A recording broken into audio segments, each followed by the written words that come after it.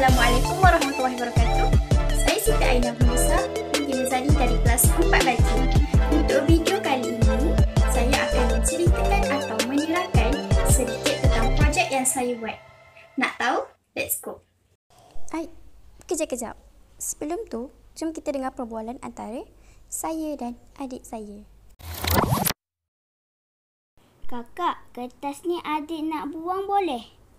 Kenapa pula? Lebih baik kita guna untuk buat paper match. Paper match? Apa tu? Paper match tu lebih kurang macam kertas dikunyah. Maksudnya kita kunyah kertas tu ke? Tak naklah adik. Bukanlah adik. Paper match tu bahan komposit yang terdiri daripada kertas yang dicampurkan dengan bahan pelekat. Oh, ya ke? Bahan pelekat tu macam gam kan? Ya adik, kebetulan akak nak buat PBA kimia juga. Akak tunjukkan cara-caranya. Langkah pertama, kita perlu sediakan bahan-bahan yang diperlukan. Bahan utama kita ialah kertas terpakai. Sekiranya kita tiada kertas terpakai, kita juga boleh guna surat khabar ataupun tisu sebagai pengganti. Dan kita juga perlukan baldi, bahan pelekat, air, blender dan bekas ataupun tin yang boleh digunakan untuk membentuk sesuatu bahan.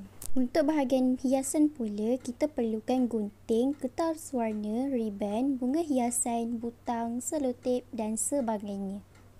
Ingat tau, minta izin dulu dekat mak kalau nak guna bekas. Takut nanti mak pula tercari-cari bekas tu. Langkah yang kedua, koyakkan kertas atau tisu mengikut saiz yang sesuai.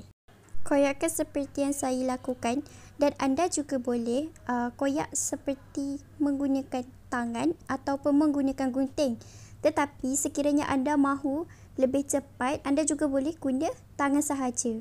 Langkah yang ketiga, masukkan kertas ke dalam baldi dan letakkan air untuk direndam. Kita juga perlu isi baldi yang berisi kertas mengikut jumlah ataupun berapa banyak kita punya kertas tersebut. Kalau banyak-banyak, kalau sikit-sikit. Selepas kita isi air, biarkan ia selama 1 jam. Ingat tau, jangan main air. Langkah yang keempat, masukkan kertas yang direndam ke dalam pengisar dan kisar sehingga halus.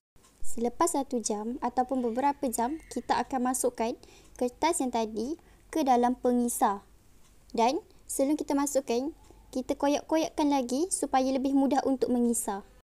Selepas itu, kita masukkan air ke dalam pengisar yang kita letakkan kertas sebentar tadi.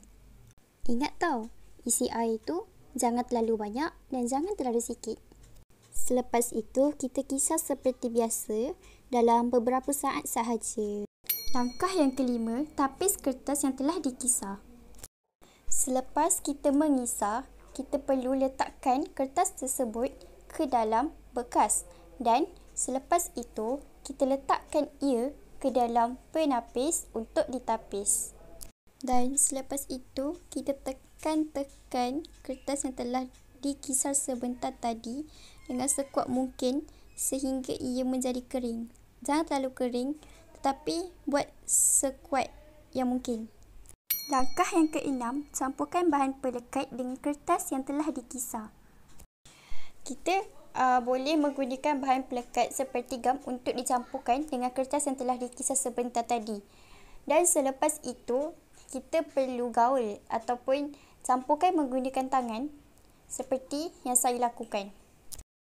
Anda juga boleh menambahkan beberapa banyak yang mungkin gam tersebut ataupun bahan pelekat supaya ia menjadi lebih lembut. Ini adalah hasil selepas saya gaul dan campurkan dengan bahan pelekat. Langkah yang ketujuh, bentukkan campuran tadi mengikut kreativiti masing-masing menggunakan bekas atau tin. Saya menggunakan bekas untuk membentuk apa yang saya mahukan. Tetapi kawan-kawan juga boleh menggunakan belon untuk membentuk apa yang kawan-kawan mahukan. Saya juga menggunakan tin kosong ataupun tin yang telah digunakan untuk membentuk apa yang saya mahukan. Langkah yang ke-8, letakkan kertas tadi di bawah matahari untuk dikeringkan. Untuk pengetahuan semua, lebih baik kita buat benda ni waktu pagi dan jemur pada waktu tengah hari kerana pada waktu tengah hari adalah waktu yang terbaik untuk penyejatan dan dapat dikeringkan dengan lebih cepat. Langkah yang terakhir, kita perlu hias bahan yang dijemur mengikut kreativiti. Pelbagai cara yang kita boleh hias. Kita juga boleh balut menggunakan kertas warna ataupun manila card supaya lebih menarik. Dan kita juga boleh menggunakan watercolor untuk menghasilkan corak-corak yang menarik. Dan kita juga boleh menambah aksesori seperti ribbon, daun-daun, butang-butang sebagai hiasan. Dan ini adalah hasilnya. Jom kita lihat kelebihan yang ada pada paper mate saya. Yang pertama, paper mate saya ni boleh dijadikan sebagai tabung. So, lepas ni saya lebih jimat. Yang kedua pula, saya juga boleh letak barang-barang yang besar pada bahagian hadapan ataupun pada bahagian bawah hadapan.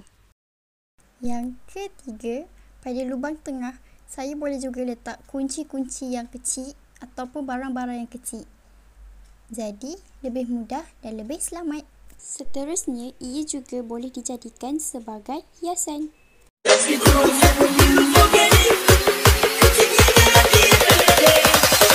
When I get older